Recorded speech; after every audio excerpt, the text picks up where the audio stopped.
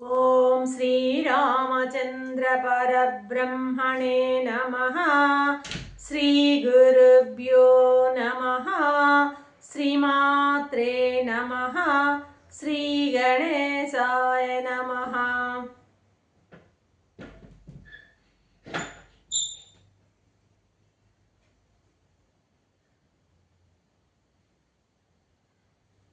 ప్రియాత్మ బంధువులారా, యోగ వాసిష్టం నిర్మాణ ప్రకరణము 540వ భాగం. నిన్న వశిష్ఠ మహాదేవుడు వాంగ్మౌనం అంటే ఏంటి, అక్షమౌనం అంటే ఏంటో చెప్పారు. కాష్టమౌనం అంటే ఏంటో కూడా చెప్పారు. ఏంటి, ఏ కదలిక లేకుండా అలాగా కూర్చోవడం కాష్టమౌనం అంటే. కదలకే ఉండకూడదనమాట. శరీరము, అవయవాలు, ఇంద్రియాలు, రోమ కూపాలు ఎక్కడా కూడా కొంచెం కూడా కదలిక లేకుండా ఉండడం అంట కాష్టమౌనం అంటే. శవంలాగా ఉండిపోవడం అనమాట. అలా ఉంటే దాన్ని కాష్టమౌనం అంటారట. దూలంలాగా, ఏ ముద్దులాగా పడిపోవడం. చిత్తంలో కలన అనేది పూర్తిగా తగ్గిపోతుంది. అంటే సంకల్పం కానీ ఏ రకమైనటువంటి ఏవి కదలికలు తగ్గిపోతాయి, కానీ వాసనలు ఉంటాయి. కాబట్టి దీనికి ఎవరైతే హఠమౌనానికి ఎవరైతే బాగా, అంటే ఇప్పుడు హఠయోగం ద్వారా ఈ విధమైనటువంటి మౌనాన్ని ఎవరైతే ఆశ్రయిస్తుంటారో అతను కాష్ట తపస్వి. ఈ కాష్ట మౌనాన్ని అనుసరించేటువంటి తపస్సుని కాష్ట తపస్వి అంటారు. అతని జీవన విధానం అంతా కూడా ఆ విధంగానే ఉంటుందన్నమాట. ఇప్పుడు వశిష్ఠ మహర్షి చెప్పేటువంటి మౌనము అది కాదు, నీకు అది వద్దంటున్నాడు వశిష్ఠ మహర్షి. నీకు అవసరం లేదు నాయన, అది నేను నీకు దానిని చెప్పను. నేను జీవన్ముక్తికి సంబంధించినటువంటి సుషుప్త మౌనాన్ని చెప్తాను నీకు. నేను చెప్పేటువంటి సౌషుప్త మౌనం ఎట్లా ఉంటుందంటే జ్ఞానంతో కూడింది. దీంట్లో ఏమి విభాగాలు ఉండవయ్యా దీంట్లో. ఇది ప్రయాస లేనిదయ్యా. యోగులు చేసేటువంటి ఆ కాష్ట మౌనం చాలా శిక్షణ ఉండాలి దానికి. అయితే ఈ జీవన్ముక్త స్థితిలో ఉండేటువంటి ఈ జ్ఞానికి అంత అవసరం లేదనమాట. అంత శిక్షణ అవసరం లేదు. లక్ష్యం మీద దృష్టి ఉంటే చాలు, అనాయాసంగా ఇది లభిస్తుంది. ఇక్కడ దీనికి ఇది ఎందుకంటే జ్ఞానం అనేది సర్వత్రా ఉంది, ఆద్యంతాలు లేవు దానికి. అది ధ్యానం చేస్తే దగ్గర పడ్డము, ధ్యానం లేకపోతే దూరం అవ్వడం అటువంటివి ఏమీ ఉండవు జ్ఞానంలో. కాబట్టి ఇది చాలా అనాయాసమైనది, ఆద్యంతాలు లేనిది, సర్వత్రా ఉన్నది. ఇది వస్తు సిద్ధంగా ఉన్నది అది. అయితే ఏం కావాలి ఇక్కడ అంటే మనకి అటెంటివ్నెస్ ఉండాలి, అవధానం ఉండాలి. బ్రహ్మాకార వృత్తి పెట్టుకొని మొత్తం బ్రహ్మాకార వృత్తి అంటే ఏంది, మొత్తాన్ని పరబ్రహ్మంగానే చూసేటువంటి ఆ దృష్టి అలా పెట్టుకొని చూడాలంతే. మనకేదో పరమాత్మ దూరంగా ఉన్నాడు, ఆయన పొందాలి అనేటువంటి భావన ఉండకూడదు. ప్రాప్తమే అయి ఉన్నాడు. ఎట్లా అంటే ఆయన అప్రాప్త వస్తువు కాదు, ప్రాప్తమై ఉన్నాడు. నేనే బ్రహ్మాన్ని అనుకోవడంలోనే ఉంది అక్కడ అనమాట. బ్రహ్మం ఎక్కడో ఏదో నేను పొందాలి, ప్రయత్నించాలి, సాధించాలి అనుకుంటే ఇక్కడ కుదరదు. కేవలం అవేర్నెస్ కావాలి, ఎరుక కావాలి. దేని ఎరుక కావాలి? అధిష్టానం యొక్క ఎరుక కావాలి. అంత సర్వత్రా ఉన్నది పరమాత్మే, ఆ చైతన్యమే అన్నటువంటి అవేర్నెస్ ఉంటే చాలు. కాబట్టి ఎక్కడైనా సరే అధిష్టానాన్నే చూడాలి. చూడగలవు అంటున్నాడు ఇక్కడ వశిష్ఠ మహర్షి. అదేం కష్టం కాదయ్యా, నువ్వు చూడగలవు. కానీ ఎందుకు చూడలేకపోతున్నావు అంటే నీకు బద్ధకం ఉంది, అలసత్వం ఉంది. ఈ బద్ధకం, అలసత్వం వీడి గనక నువ్వు ఆ పరమాత్మ చూడాలనేటువంటి నిష్ఠలో కనుక నువ్వు ఉన్నట్టయితే ఖచ్చితంగా నువ్వు చూడగలవు.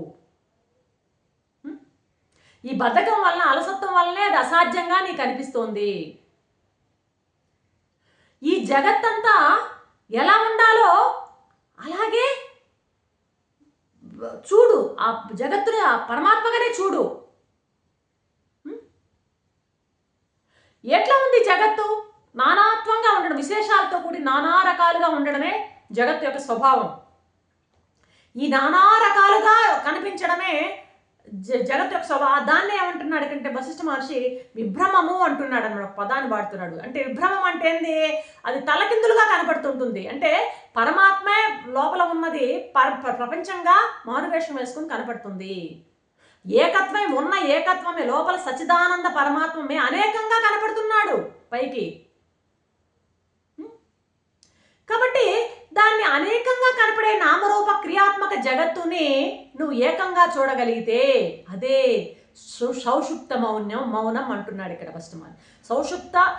సుషుప్తి మౌనం అంటే ఏమిటన్నావు కదా, అనేకత్వాన్ని ఏకత్వంగా చూసేటువంటి బాగా దృష్టిని కనుక నువ్వు బాగా నిష్టలో ఉంటే అదేనయ్యా. ఎలా ఉంది ఇది? నామరూపాత్మకంగా ఉంది ఇది. కాబట్టి ఏమైపోతుంది? నామరూపాత్మకం. నామం అంటే లోపల ఉన్నటువంటి ఐడియా, బయట కనిపించే రూపము, ఈ నామము రూపానికి మధ్య ఉన్నటువంటి లావాదేవీ క్రియ.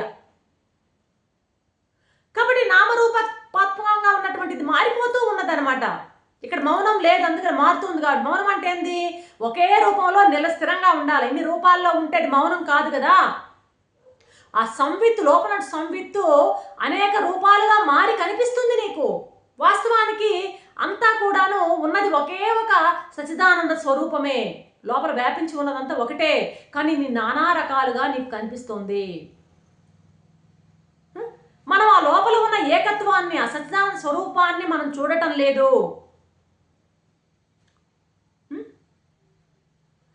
ఎప్పుడైతే మనం దాని అంతటిని సచిదానంద స్వరూపంగా, శివస్వరూపంగా మనం భావన చేస్తామో అప్పుడు నీకు వచ్చేది సుషుప్త భవనమయ్యా. దాన్ని అప్పుడు మనం దాన్ని ఆకాశం అందామా అను, అనాకాశం అందామా అను అంటున్నాడు ఇక్కడ. ఆకాశం అంటే శూన్యం, అనాకాశం అంటే పూర్ణం. అర్థమైందా? శూన్యం అంటావా శూన్యమను, పూర్ణం అంటావా పూర్ణమను. పరమాత్మ యొక్క స్వరూపము శూన్యం అంటే శూన్యం, పూర్ణం అంటే పూర్ణం. మొత్తం ప్రపంచమంతా శివస్వరూపం, పరమాత్మ స్వరూపం అన్నప్పుడు శూన్యమనన్నా చూడు, పూర్ణమనన్నా చూడు అంటున్నాడు ఇక్కడ వశిష్ఠ మహర్షి. అవి రెండు సమానమే. శూన్యమని చూసినా సమానమే, పూర్ణమని చూసినా సమానమే. ఇప్పుడు ఒక కుండని ఆరు బయట పెట్టామో ఆ కుండలో ఆకాశం ఉంది, కుండ లోపల ఏముంది? ఖాళీ ఉంది. కుండ వెలుపలేదని ఖాళీ నిండుంది. అర్థమైందా? ఇప్పుడు దీన్ని తీసుకెళ్ళి ఒక నీళ్ళలో ముంచినాం, సముద్రంలో ముంచాం.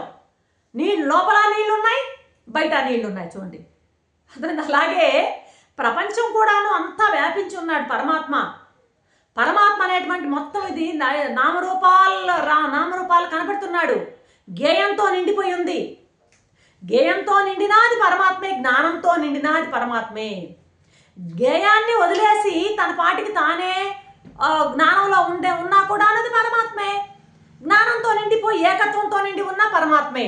జ్ఞేయంతో నిండినా, నానాత్వంతో నిండినా సరే రెండు నిండా నిండే ఉంది, పూర్ణమే. అప్పుడు ఎడు చూచినా పూర్ణమే, లోపల పూర్ణమే, వెలుపల పూర్ణమే అంటూ ముగిస్తున్నారు వశిష్ఠ మహర్షి. రేపటి ఎపిసోడ్లో ఏం చెప్తారో చూద్దాం. అంతవరకు సెలవు. శరణం శ్రీరామచంద్ర చరణార